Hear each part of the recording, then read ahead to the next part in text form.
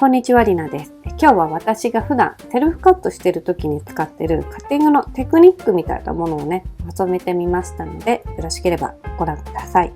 では、どうぞ。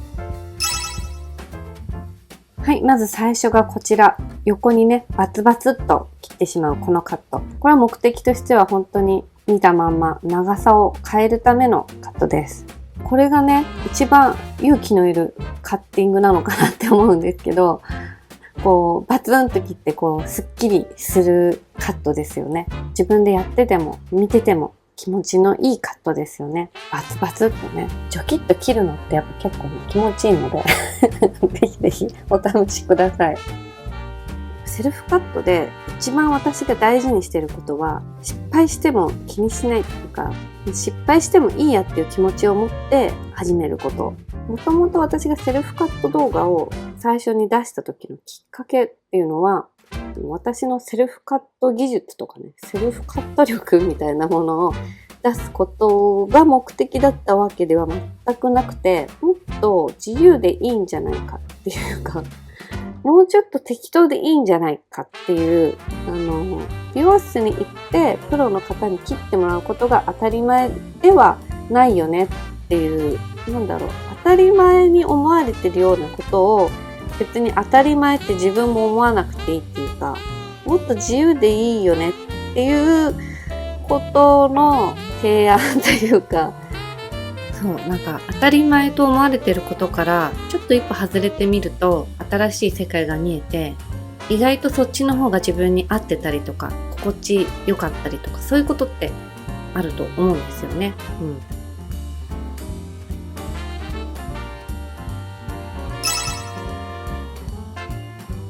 このねじって切るやつの目的としては、毛先をね切った後、その揃っている毛先を軽くする感じ、そうですね。だから毛の量を減らすというよりは、毛先をランダムに刺したい。1回で掴む毛の量をなるべく少ない方がいいと思います。なるべく少しずつ、束にして、少しずつハサミを小刻みに動かしていくか。本当にこのハサミをね、ここでね、ジョキってしちゃうと穴が開いちゃうので、気をつけてね、やらないと危ないやっとです。で、ここでやっぱね、すきバサミでガサガサ切っちゃうと、慣れてないとね、本当に一気に毛の量が少なくなっちゃって、ちょっと生まれたてのヒナみたいなね、ピヨピヨって感じになっちゃうんですよ。毛が少なくなりすぎちゃう。本当に、こういう失敗がよく起こるので、私は普通のハサミを使ってちょっとずつ切っていく方が難易度的には低いんだろうなっていうふうに思ってます。すきバサミね、きっと使い慣れたら便利なツールなんだろうなと思うんですけど、結構私はすきバサミで失敗してきたことがあったので、もう今使わないようにしています。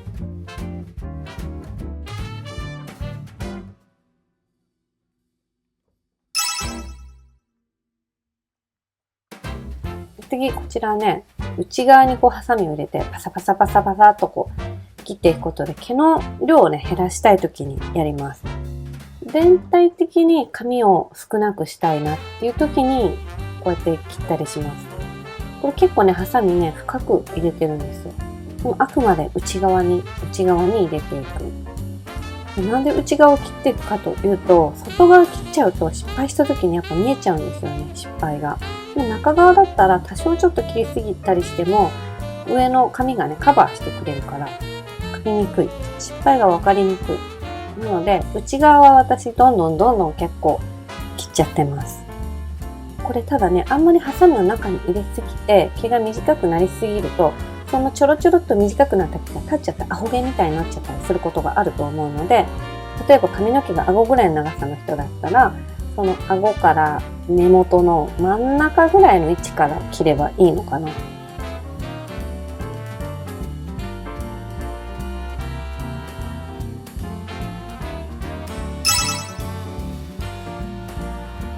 で、こちら、ハサミをね、縦に入れる。これはねじって切ると同じくですね、毛先を軽くしたいとき、毛先をギザギザさせたいときにやるんですけど、ねじって切るはもっと全体的に、大雑把な感じに毛先を軽くしたいとき、それに対して縦にハサミをね、ちょっとずつ入れるっていうのは、毛先が目立つような時っていうのかな。例えばショートヘアの襟足だとかね、前髪だとか、ギザギザと切ったら、そのギザギザがそのまま出てしまうような、繊細なギザギザを要する時に、このカット方法でカットします。髪を一本一本切るようなイメージで。特に前髪はね、すごく慎重にやったりします。このカット、本当に手の感覚を頼りに全く見ないで切ってるので、怪我をしないようにすごく気をつけなきゃいけないです。それで今これ何をしているかというと、内側の毛を小刻みにハサミを動かしながら、削ぎ切っているような感じで切ってるんですよ。中側に段差を入れておくと、表面の毛がパツンとした状態でも、なんか自然に内側にね、毛が入ってくれるんですよ。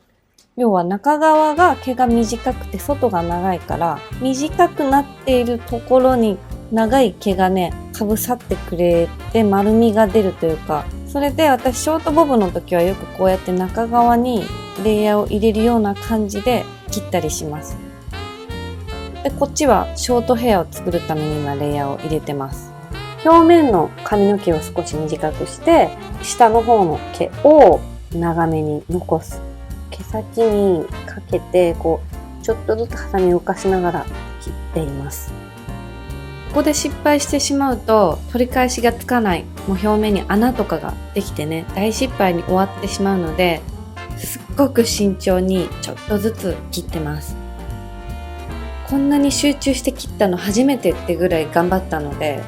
いつもショートヘアはだいたい1時間ぐらいかけて切るんですけど、今回のこのショートヘアは1時間45分かかりました。この猛暑で冷房も効いてないとこで切ったので、もう汗だくでね、頑張りました。意外と結構ちゃんと段差が作れたかなと思ってます。